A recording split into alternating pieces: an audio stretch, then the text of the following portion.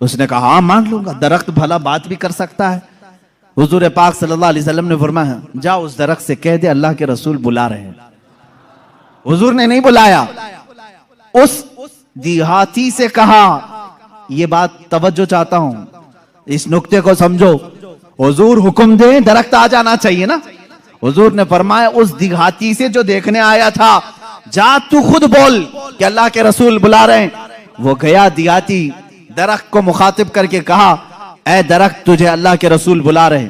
हदीस पाक में वो दरख्त अपने जड़ों समेत बाहर आया, काफी बड़ा दरख्त है, और झूमते हुए जैसे पिंडलियों पर इंसान चलता है बारगाह मुस्तफा में आया, और ऐसे झुका जैसे इंसान रुकू में झुकता है।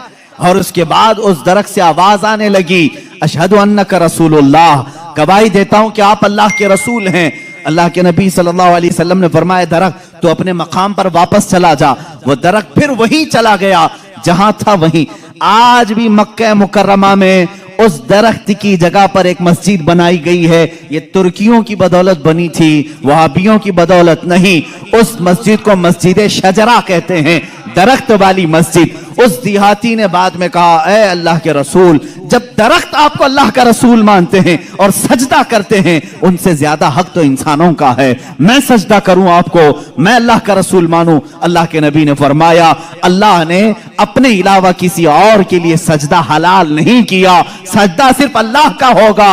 हाँ, उसने कलमा तैयबा पढ़ा और ईमान लाया। मैं यहां बताना चाहता हूं मौजज़ा वो है रसूल जो कह दे वो हो जाए, लेकिन यहां तो रसूल ने दरख्त को नहीं कहा, इस देहाती ने जाकर कहा। वो भी अभी ईमान नहीं लाया था, ईमान लाने से पहले जाकर कहा ऐ दरख्त तुझे रसूल बुला रहे हैं। पता चला रसूल का गुलाम जो होता है, रसूल से जिसकी निस्बत हो जाए, जिसका कनेक्शन मजबूत हो जाए, वो भी अगर मखलूकात को हुक्म दे दे तो उसके हुक्म की वो पाबंदी करते नजर आते हैं, उसके हुक्म की पाबंदी करते नजर आ। दरख्त से पूछते अगर तुम ऐ दरख्त क्या तू एक देहाती की बात मानकर अपनी जमीन की जड़ों से निकल आया? ये देहाती भला है कौन, तू इसकी बात कैसे मान लिया? तो दरख्त तुम्हें अपने आलम अरवाह में गालिबन ये जवाब दे दे। वो कहेगा नादान, तू ये ना देख कि वो देहाती मुझे बुलाने आया था, ये देख वो किसके हुक्म से आया था। जिसका हुक्म था उसके हुक्म पर मैं बजा लाने के लिए इस अमल को किया। अजीजा ने गिरामी वक़ार, ये दरख्तों के मौजज़े ये ऐसे नहीं हैं कि सिर्फ हम लोगों ने लिखे हैं। तारीख के औराक आज इस बात के शाहिद हैं कि मक्का के कुफार और मुशरिकीन भी इन मौजज़ात को देखते रहे। इन मौजज़ात को उन्होंने देखा, दरख्त का निकल करके आना, हिरन का बात करना हुजूर से, ऊंट का बात करना, भेड़िए का गुफ्तगू करना, ये मक्का वालों ने सुना भी है। फसी अरबी जुबान में एक भेड़िया गुफ्तगू कर रहा था मक्का में। एक आदमी ने, मक्के वाले ने देखा भेड़िया गुफ्तगू कर रहा है अरबी में, उसका शिकार इसने छीन लिया था। उसने कहा अल्लाह ने जो मुझे रिस्क दिया तूने छीन लिया। इसने पलट करके कहा क्या जानवर भी अरबी बोलते हैं? उस भेड़िए ने जवाब क्या दिया सुनिए। उस भेड़िए का जवाब वो आशिक रसूल होगा। उसने कहा ए नादान, जानवर का बात करना इतने ताज्जुब की बात नहीं, इससे बड़े ताज्जुब की बात तो यह है अल्लाह का सबसे मुकद्दस रसूल मक्का में है और तू ईमान नहीं लाता। इससे बड़ा ताज्जुब ये है। इसी से समझ में आता है कि जानवर भी ये जानते हैं कि अल्लाह के रसूल सबसे आला व अफजल हैं, अशरफ और अकलमल है। अजीजा ने गिरामी वक़ार, एक बार अबू जहल ने प्रोपेगेंडा फैलाया कि आओ देखते हैं मोहम्मद की बहुत सल्लल्लाहु तआला अलैहि वसल्लम, बहुत सारे लोग कायल हो गए, ये जो कुछ भी दिखाते हैं जमीनों पर दिखाते हैं। खत लिख करके यमन के एक बहुत मुअज़्ज़ज़ शख्स जिनको हबीब यमनी कहते हैं बुलाया। अबू जहल की अच्छी दोस्ती थी, तिजारत की साथीदारी रही होगी। हबीब यमनी को कहा हमारे यहाँ एक ऐसा शख्स निकला है जो ऐसे ऐसे दावे कर रहा है, आओ। उस हबीब ने कहा मैं तो अपनी आंखों से आकर के देखूंगा, अगर वो जादूगर है तो मैं समझ जाऊंगा कि वो कैसे जादू करता है, मुझे भी थोड़ा इल्म है। वो शख्स हबीब यमन से निकल करके मक्का आया। अबू जहल ने सारे लोगों को जमा किया, मोहम्मद अरबी सल्लल्लाहु तआला अलैहि वसल्लम के पास आए और कहा अगर आप अल्लाह के रसूल हैं और आप जो कुछ दिखाते ये मौजज़ा है, तो अब हमें जमीनी मौजज़ा, जमीनी करतब की जरूरत नहीं, इसलिए कि मक्का वालों का यह अकीदा था जादूगर जो भी दिखा सकता है वो जमीन पे, आसमान पे नहीं दिखाएगा। आसमान पे जादू नहीं चलता। आज भी कोई जादूगर आसमान पे जादू करके दिखाए, नहीं चलेगा। उन्होंने कहा जमीन की बहुत सारी चीजें देखी, आसमान पे कुछ दिखाओ। ये 14वीं ईद का चांद उस रात चमक रहा था। हुजूर पाक सल्लल्लाहु ताला अलैहि वसल्लम ने फरमाया कि अगर मैं इस चांद को 2 टुकड़ों में तब्दील कर दूं तो उस शख्स ने कहा हबीब जो यमन से आया, तब तो हम आपको अल्लाह का रसूल मान लेंगे। अगर आपका हुक्म आसमानों पर भी चलता है। हुजूर पाक सल्लल्लाहु ताला अलैहि वसल्लम जबल अबू कुबैस, एक पहाड़ी है मक्का में, उसके नीचे खड़े थे, सारा मजमा था। अल्लाह के नबी सल्लल्लाहु ताला अलैहि वसल्लम ने चांद की तरफ यूं इशारा फरमाया। अचानक चांद शक हुआ, एक टुकड़ा पहाड़ के इस तरफ, दूसरा टुकड़ा पहाड़ के उस तरफ नजर आ रहा था। ये ऐसा नहीं कि करतब दिखाने वाले यूं तोड़कर यूं बिठा दें। अल्लाह के हबीब सल्लल्लाहु अलैहि वसल्लम ने जो शक्कुल कमर का मौजज़ा दिखाया वो आधी रात तक टुकड़ों में ही रहा। मिनट, 2 मिनट, 5 मिनट नहीं, आधी रात तक टुकड़ों में रहा। और ये बात सिर्फ मक्का वालों ने नहीं, जादू हो तो सामने वालों को दिखे। मियां अब तो कमाल आसमान पर हुआ है। चांद एक शहर में तुलू नहीं होता, पूरी दुनिया में तुलू होता है, पूरी दुनिया में। अब मैं आपको बताऊं चंद तारीखी बातें। हिंदुस्तान की सरजमीन पर भी चांद के टुकड़े होते हुए देखा था। राजा चिरमन जो कासरगोड केरला के रहने वाले, आज भी उस राजा का फोर्ट मौजूद है। वहां से उसने चांद के 2 टुकड़े हुए देखा और उसने इस रात को नोट करके रख लिया कि फला फला रात चांद के 2 टुकड़े होते हुए मैंने देखा है। फिर जब हजरत मालिक बिन दीनार तशरीफ लाए, हिंदुस्तान आए और उनके कमालात को देख करके उसने कहा एक रहस्य है, एक मुअम्मा है जो हल नहीं होता। मैंने एक रात चांद के 2 टुकड़े होते हुए देखा है। हजरत मालिक बिन दीनार ने कहा वो मेरे आका की उंगलियों की बरकत थी। कहा वो कौन है, कहाँ रहते हैं? कहा वो मक्का मुकर्रमा में है। रसूल करीम सल्लल्लाहु ताला अलैहि वसल्लम के मुतालिक मालिक बिन दीनार ने जब बताया, उस राजा ने उसी वक्त सफर का इरादा किया और अपने कुछ साथियों के साथ सफर के लिए रवाना हुआ। मक्का मुकर्रमा पहुंचा भी और इस्लाम की दौलत से मुशर्रफ भी हुआ। जहां तक ये तारीख मिलती है, वापसी में दरमियानी रास्ते में उसका इंतकाल हुआ और मस्कत सलाला के करीब गालिबन जो ओमान में एक शहर है, वहां पर तदफीन भी अमल में आई। आज भी मज़ार मुबारक है। ये तारीख की वो सच्चाइयां मैं आपको बता रहा हूं। सिर्फ मक्का के काफिरों ने मौजज़े शक्कुल कमर नहीं देखा, हिंदुस्तान को भी फख्र है इस बात पर कि हमारे दरमियान से भी, अगरचे वो कुफरिस्तान में रहने वाला राजा, लेकिन बाद में इस्लाम में आकर के उसने हम सब का कफारा अदा किया है। मौजज़े शक्कुल कमर को देखा भी और इनकार नहीं किया। इससे ये मालूम होना चाहिए हिंदुस्तानी वो हो जो मेरे आका के मौजज़ों को देखे तो इनकार ना करे, बल्कि ईमान लेकर के आए और सहाबा के नक्शे कदम पर चले। यह हकीकी हिंदी होने की दलील भी है। जो हिंदुस्तानी मुसलमान है वो हुजूर के इल्म गैब का इनकार ना करे। सहाबा ने इनकार नहीं किया था। सहाबा ने नहीं कहा था पीठ पीछे की खबर नहीं है। अगर तुम हिंदुस्तान में रह करके इस तरह की बातें करते हो तो मैं कहता हूं देशद्रोही तो असल यही है। सबसे पहले अजीजा ने गिरामी वकार, अब रसूल करीम सल्लल्लाहु ताला अलैहि वसल्लम के मौजज़े शक्कुल कमर को जो होते हुए हबीब यमनी ने सामने देखा।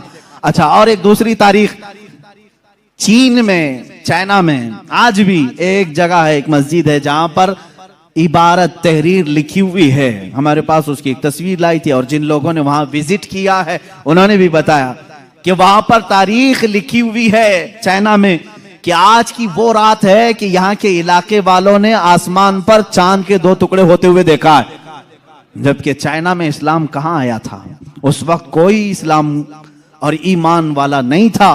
उसके बावजूद लोगों ने जो देखा वो दीवार पर लिखा हुआ है। ये तारीख की सच्चाइयां हैं और इसका इनकार कुफ्र है। इसलिए कि शक्कुल कमर का मौजज़ा खुद कुरान बयान कर रहा है। इक्तरबति साअतु वंशक्कल कमर, कयामत करीब आ जाएगी तो चांद फट जाएगा। इसकी तफसीर में फरमाया चांद खुद से नहीं, हुजूर पाक की उंगलियों के इशारे से फटा है। ये मौजज़ा। और उसके बाद हुजूर पाक सल्लल्लाहु ताला अलैहि वसल्लम के इस मौजज़े को देख करके हबीब यमनी ने कहा अच्छा ये तो हमने देख लिया, लेकिन अल्लाह का रसूल वो है। देखें अब ये अकीदा है, असल अकीदा। काफिर भी अकीदा ये रखते थे रसूल वो होता है जो गैब की खबरें देता है, गैब की खबरें देता। उसने ये अपनी शिकायत नहीं की, कहा मेरे दिल में एक बात है जो चुभ रही है, क्या आप बता सकते हैं? कौन कहा? हबीब यमनी ने। हुजूर पाक सल्लल्लाहु अलैहि वसल्लम ने फरमाया, हाँ तेरे दिल में ये बात है कि तेरी एक बेटी अपाहिज है, लंगड़ी है और कमजोर है, और उसके जिस्म में कमजोरियां हैं पैदाइशी तौर पर, तुझे हमेशा उसका दुख सताता है, काश वो बच्ची सही हो जाए। हबीब यमनी ने कहा बिल्कुल मेरे दिल की बात आपने बताई, और कलमा तैयबा पढ़ा। कलमा तैयबा नहीं पढ़ा, कहा कि मैं आपको फिर से मुलाकात करता हूं, फिर से मुलाकात करता हूं। अबू जहल बहुत बहकाने की कोशिश करता रहा। हबीब जो है यमन के सफर पर चला गया, वापस गया, इसी शशोपंज में था कि आखिर कोई शख्स मेरे घर की बात कैसे बता सकता है। मोहम्मद सल्लल्लाहु ताला अलैहि वसल्लम यमन कभी इधर आए नहीं, मेरे घर में माजूर लड़की होने कैसे पता। वो यमन इसी शशोपंज में घर आया, दरवाजा खोला तो देखा उसकी बेटी भली चंगी चलती हुई आ रही, और क्या कह रही है, ला इलाहा इल्लल्लाह मुहम्मदुर रसूलुल्लाह। हबीब घबरा गया, कहा ए खातून, ए मेरी बेटी, ये तू भली चंगी कैसे हो गई और तेरी जुबान पर ये कलमा कैसे आया? वो कहती है आज से चंद रोज कबल मैं रात के वक्त आराम कर रही थी बिस्तर पर, दर्द शिद्दत का था, इसी असना में मैंने घर के दीवार पर, घर के दरवाजे से एक नूरानी शक्ल के बुजुर्ग को आते हुए देखा। कहा वो कैसे थे? कहा उनकी आंखें ऐसी थी गुलाबी रंगत वाले चेहरे के, जिनकी भवें मिली हुई थी, जुल्फें कंधों तक लटक रही थी, अमामे का शिमला इस तरह था, पूरा हुलिया मेरे आका का वो बताने लगी। कहा उन्होंने आकर के मुझ पर दम किया और मेरा जिस्म सही सलामत हो गया, और उन्होंने कहा ए बच्ची तू ये कलमा क्यों नहीं पढ़ती, अनकरीब तेरा बाप भी पढ़ेगा। मैंने कलमा पढ़ लिया। वो कहता है हबीब यमनी, ए खातून तू मुझसे पहले पहुंच गई, अब मैं घर में नहीं वापस मक्का जाता हूँ। वापस आया और दारे इस्लाम में दाखिल हुआ। अबू जहल को कोसने लगा और कहा ए जालिम, तूने जादूगर कह करके बुलाया था, मोहम्मद के मुतालिक क्या क्या प्रोपेगेंडा फैलाया था। और अबू जहल से कहा बात तो अच्छी ही है तेरी, तूने जादू दिखाने के लिए बुलाया था, लेकिन मैं तो ईमान का सरिश्तकार हो गया, मैं ईमान के पैखर में ढल गया। अल्लाह का एहसान है मेरे अजीजों, ये मेरे आका सल्लल्लाहु ताला अलैहि वसल्लम का एक मौजिजा दिखाने के लिए लोगों ने कहा 3-3 मौजिजे उस वक्त दिखाए, चांद के टुकड़े भी किए, उसकी बेटी के घर में उसको सेहत भी दिया, और फिर उसको ईमान की दौलत से भी नवाजा। अजीजा ने गिरामी, हुजूर अकरम सल्लल्लाहु ताला अलैहि वसल्लम के जो कमालात और मौजज़ात इल्मे गैब से मुताल्लिक हैं, वो तो एक अलग टॉपिक है। मेरे आका क्या क्या जानते थे, क्या क्या नहीं जानते थे, ये हम सबको कहना ही नहीं चाहिए। पहली बात, तुम होते कौन हो हुजूर का इल्म नापने वाले? तुम ये कहोगे हुजूर को ये नहीं मालूम था, ये नहीं मालूम था, ये नहीं मालूम था, तुझे क्या क्या मालूम है? अल्लाह के हबीब सल्लल्लाहु ताला अलैहि वसल्लम के मुतालिक बाज लोग कहते हैं हुजूर ये नहीं जानते थे, हुजूर ये नहीं जानते थे। जालिमों, जरा अपने इल्म की खैर मनाओ, अपने ईमान की खैर मनाओ कि अल्लाह के नबी सल्लल्लाहु अलैहि वसल्लम को कुरान कह रहा है वअल्लमका मा लम तकुन तअलम, ऐ रसूल हमने आपको वो सब सिखा दिया जो आप नहीं जानते थे। अब अल्लाह ने क्या क्या सिखाया, पहले अल्लाह से पूछ के आओ, ऐ रब तू अपने नबी को क्या क्या सिखाया है। अल्लाह रब्बुल इज्जत जाने और उसका रसूल जाने कि वो क्या सिखाया और इन्होंने क्या सीखा है। बहरहाल हुजूर अकरम सल्लल्लाहु ताला अलैहि वसल्लम का एक और मौजज़ा मैं अर्ज करूं, उसके बाद मैं अपनी गुफ्तगू को समेटता हूं। चांद का शक का होने का मौजज़ा। दुनिया में 2 बड़ी चीजें हैं जो ताकतवर, एक चांद और एक सूरज। चांद तक पहुंचने के दावे तो किए नासा वालों ने, और सूरज पर पहुंचने की कोशिश कर रहे हैं, लेकिन जल रहे हैं, परेशान हो रहे हैं। लेकिन जाहिर सी बात है उसका जो वॉल्ट है वो तो तुम जला देगा। अभी पहुंचे नहीं है, चांद में पहुंचे थे या फिर फिल्म यहीं से बनाए थे, इस पर भी बहुत सारे डिबेट चल रहे हैं। बहुत सारे लोग, इन्हीं के लोग मानते भी नहीं, चांद पर तुम गए नहीं थे, फलां स्टूडियो में खड़े होकर के सब फोटो बना करके लाए हो। आज मेरी गुफ्तगू का यह हासिल नहीं है, आज मेरा वो टॉपिक नहीं है।